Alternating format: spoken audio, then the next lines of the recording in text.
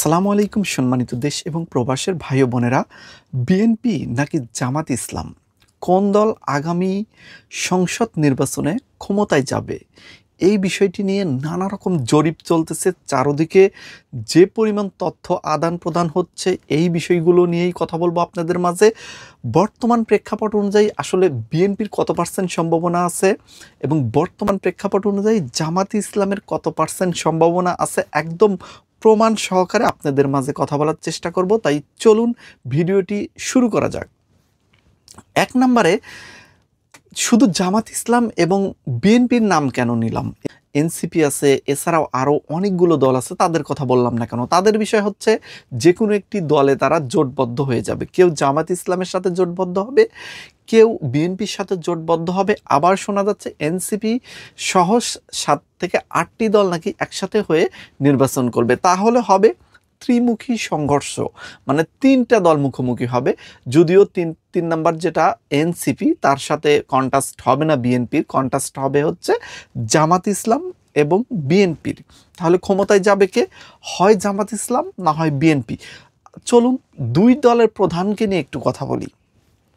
বর্তমান প্রেক্ষাপট অনুযায়ী আওয়ামী লীগ তো মাঠের বাইরে আছে, আওয়ামী লীগের নির্বাচনে এবার আসার কোনো সম্ভাবনা নেই এবং তাদেরকে সুযোগ দেবে বলে এখন পর্যন্ত মনে হচ্ছে না। তার মানে আওয়ামী লীগ কিন্তু বাদ হয়ে যাচ্ছে এই নির্বাচন থেকে। 2 নম্বরে হচ্ছে জাতীয় পার্টি। জাতীয় পার্টিও কিন্তু আওয়ামী লীগের দোসর হওয়ার কারণে এই নির্বাচনে হয়তো অংশগ্রহণ করতে পারছে না। তার মানে জাতীয় পার্টি বাদ হয়ে যাচ্ছে। এই জন্য ওই 2টা দলীয় প্রধানকে নিয়ে তেমন কোনো কথা বলার আসলে নেই। এখন মূল হচ্ছে জামাত ইসলামের দলীয় প্রধান শফিকুল ইসলাম এবং বিএনপির ভারপ্রাপ্ত চেয়ারম্যান জনাব তারেক রহমান সম্পর্কে আমরা অনেক বিষয় জেনেছি। বর্তমান রাজনৈতিক দল 2টা বাংলাদেশে অবস্থান করতেছে, 2টারই ভালো গুণ আছে, 2টারই খারাপ গুণ আছে। প্রথমে 1 নম্বরে আমি জামাত ইসলামের আমিরকে নিয়ে কথা বলতে চাই। তিনি আসলে বর্তমান প্রেক্ষাপটে মানুষ হিসাবে কেমন এবং যদি জামাত ইসলাম ক্ষমতায় যায় তাহলে কি কি হওয়ার সম্ভাবনা আছে।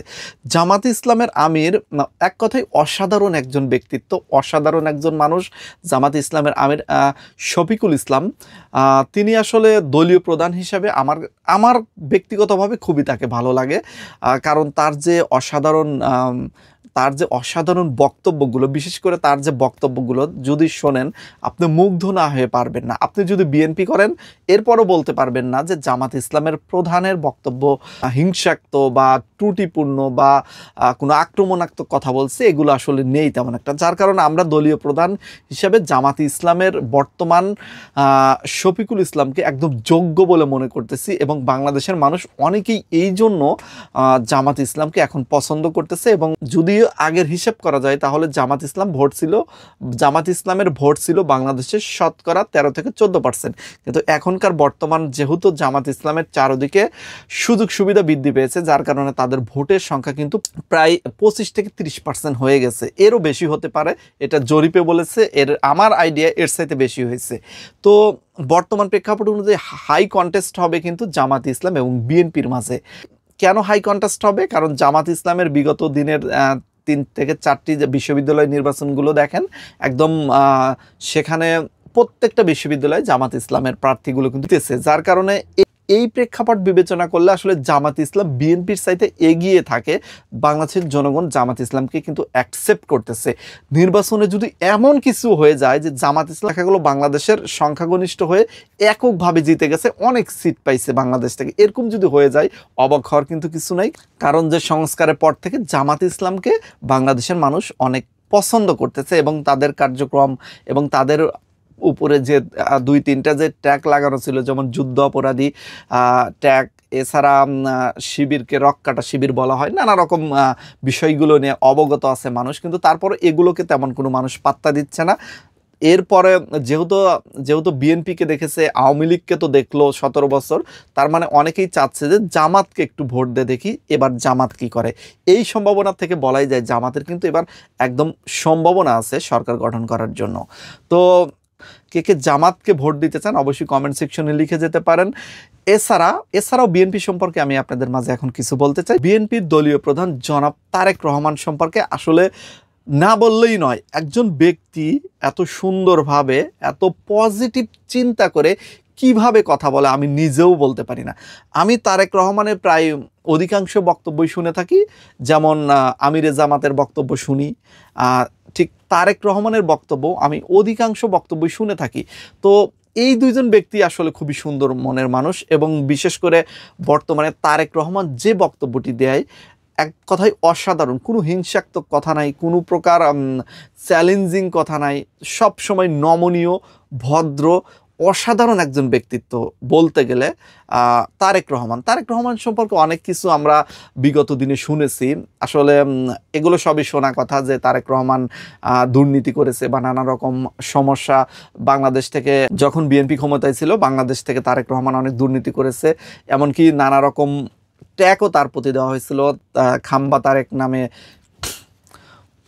আসলে আমরা অনেক কিছুই তারেক রহমান সম্পর্কে শুনেছিলাম, যেমন ওনাকে এমনভাবে আমাদের মাঝে রিপ্রেজেন্ট করা হয়েছিল যেন উনি অনেক ভালো না, উনি অনেক খারাপ একজন লোক, উনি দুর্নীতিবাজ, উনি চোর বাটপার, এরকমভাবে ট্যাগ দেওয়া হয়েছিল। যদিও এটা দেশের মানুষ বর্তমানে এটা গ্রহণ করে না, এবং বর্তমানে দেশের মানুষ মনে করে যে জনাব তারেক রহমান একজন যোগ্য নেতা, এবং আমি নিজেও মনে করি জনাব তারেক রহমান বিএনপির হাল ধরেছে বলে বিএনপি আগের চাইতে অনেক জনপ্রিয় হয়েছে, এবং জনাব তারেক রহমান একজন যোগ্য নেতা।